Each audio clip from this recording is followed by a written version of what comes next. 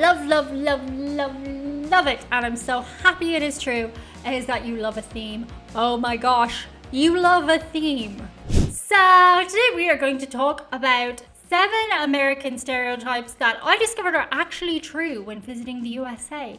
If you've never seen me before in your life, I'm Jennings. I like being a tourist in the USA. I like to go there a couple of times a year when I can. Coming in at number 7, an American stereotype that I discovered to be true is your enthusiasm. I love this about you guys. You're just so enthusiastic and mostly very supportive. American people are a nation of cheerleaders. They will hype you up like no nation in Europe will. And don't get me wrong, I have like supportive friends. Obviously, it's just not a cultural thing to hype people up in Ireland. In fact, in Ireland, we have a word that we invented called begrudgery. You can find out more about that in a different video.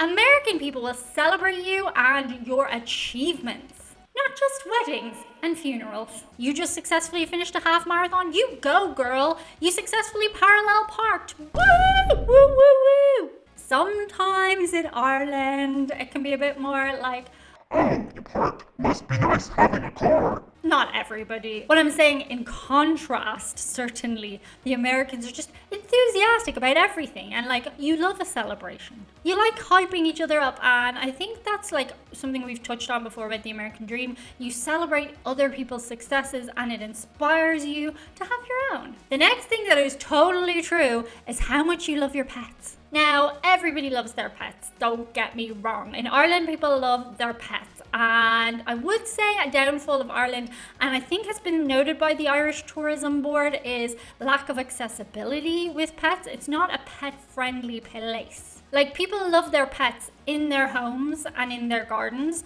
but the idea of bringing them into restaurants and even shops is like very controversial in Ireland. Like, some people are like, dirty, dirty animals, I wouldn't have them here. Whereas in America, I think people are like, well, there are certain types of dogs, like working dogs, that probably you shouldn't be bringing into shops or restaurants. But then there are other types of dogs, like lap dogs. Like this little guy, he has a bath every couple of days. And he's like, I bet he's cleaner than most people's children.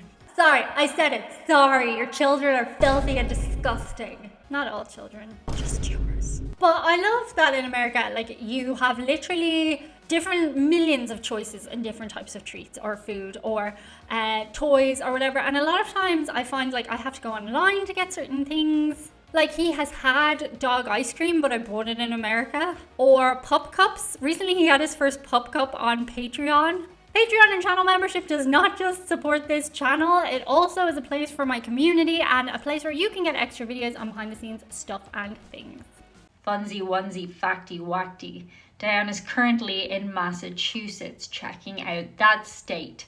If you want to know more about her, God knows why, do check out patreon.com/Diane Jennings or channel membership, where you'll get more of her.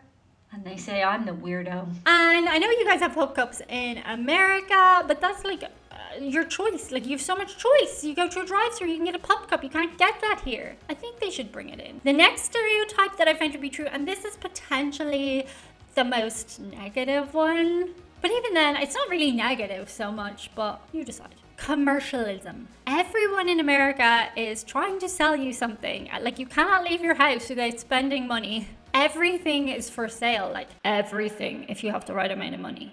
The biggest observation I had when I went on a trip to Donegal there, I'm from Dublin, the city, so a lot of cities internationally are kind of similar in vibe, but when you go to the countryside in Ireland or a small town, you really do get like a full understanding of authentic Irish energy. And the thing that blew me away when I was in Donegal was how many people were just willing to help you out for literally no reason. Like, it would have been insulting if you tried to give them a tip. Like, me and my friend had a car and we wanted to bring it over on the ferry. But then there was some reason that we wanted to bring it out one time and come back and collect it at another. And the lad that was like driving the ferry was just like, no worries, I'll drive it over for you. Like, no reason. Like, there was no charge for it or anything. It was just being nice. Or then I went into a pub and at a certain point I didn't want like alcohol anymore. I thought I knew her, but I didn't. And I asked for a my wadi, which is like a concentrate. Like, you have water and then you add like the little bit of orange. And they were like, we're not going to charge you for that. I was like, so nice. Like, we'd already spent money on beer and everything, but they were just nice to be nice. And I'm not saying Americans are not nice. Americans are so nice. But, like, for example, it's part of your custom to, if somebody is exceptionally nice to you, to give them some money. Now, a lot of people will be like, oh, no, you don't need to give me that. That's just nice people. But I hope you're getting what I'm saying here. Like, everything is for sale. Like, there's just a lot of commercialism. I don't know if I'm explaining myself properly. Let me know if you get what I mean. The next thing, and this is 100% a good thing and something I am trying to take on from Americans, but it sounds like a negative when I just put it up here, demanding. I am trying to be more demanding. As an Irish person, like, we are very much conditioned to go somewhere, and even if we don't like the food or the service, to be like, no, it's great, I loved it, it was wonderful. Whereas American people are like, I'm paying for this thing, and you will provide me with the thing that I paid for. And you can go about it nicely. Like, you can do it in a nice way. You don't have to be rude about it. But you're right. When you are paying for a service, you should be demanding, in the sense that if you want something, you need to state what you want. And I think that's really, really good about Americans. And it's something I, as I say, I'm trying to be a little bit better at myself. Reconditioning myself as an adult. It's good though, when you see like something you like in other people, to try and take it on as a trait in yourself is good. As I say, you have to have the right energy about it. Like, being a rude isn't good. Don't do that. But you can be assertive and say what you want in a nice way. At the same time, like, there are certain traits of Irishness that I will just inherently always do. Like, if I go into somebody's house and they offer me something, I'm always gonna say, no, you're fine. And then you have to offer it to me another 2 times before I'll say yes. That's just like, I'm okay with that one. The next one, and I'm gonna broadly categorize this as choice, but I want to be more specific.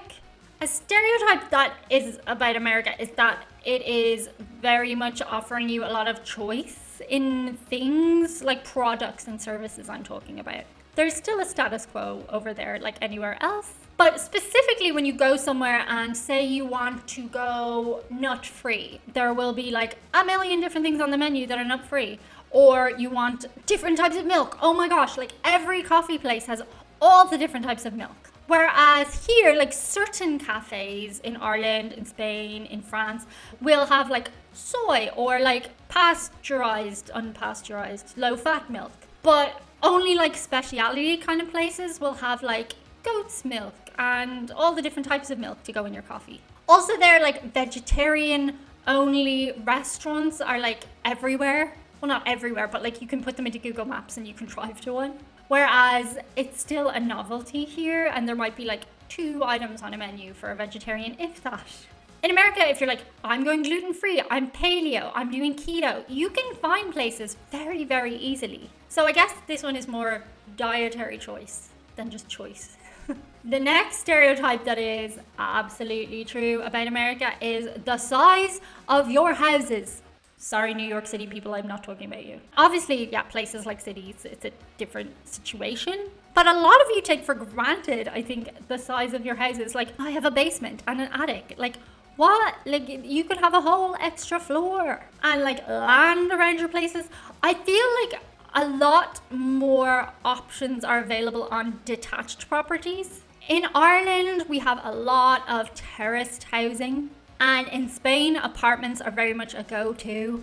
And that is not to say that that doesn't exist in America or vice versa. It does. But generally speaking, you just have much bigger spaces. And I wonder if this is just to do with the fact that there's so much land, you might as well build bigger places. But it is a really nice thing, like, to have so much room for activities. You have a whole room for laundry called the laundry room. Only fancy schmancy places have that in most parts of Europe.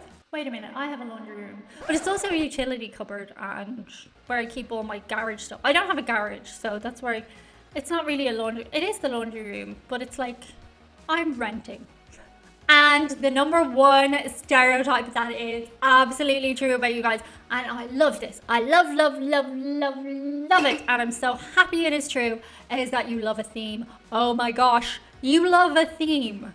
Every season, every sub-season is embraced as the theme. It is a full-on event. Fall, get out the pumpkins. Winter, Christmas winter wonderland. Prepare for a light display that rivals a Broadway show. And there's even full aisles dedicated to the latest theme. Of course, this probably goes back to selling you stuff, but I don't care because it's fun. It's fun to embrace a theme. I love when I go to a party and they're like, this is the theme. It's so great. Like, I really, really like it about you guys. Here in Spain for Halloween, you really do have to order your costume online. Like, we have Chinese shops, which are like kind of a version of a dollar shop, and they sell costumes. Some department stores sell costumes, but there's not like a whole lot of choice. You have entire stores devoted to costumes for Halloween, like pop-up shops. In Dublin, we had pop-up shops in Stephen's Green Shopping Centre for Halloween, and that was very cool, but like there was always a queue going out the door because it was the only place.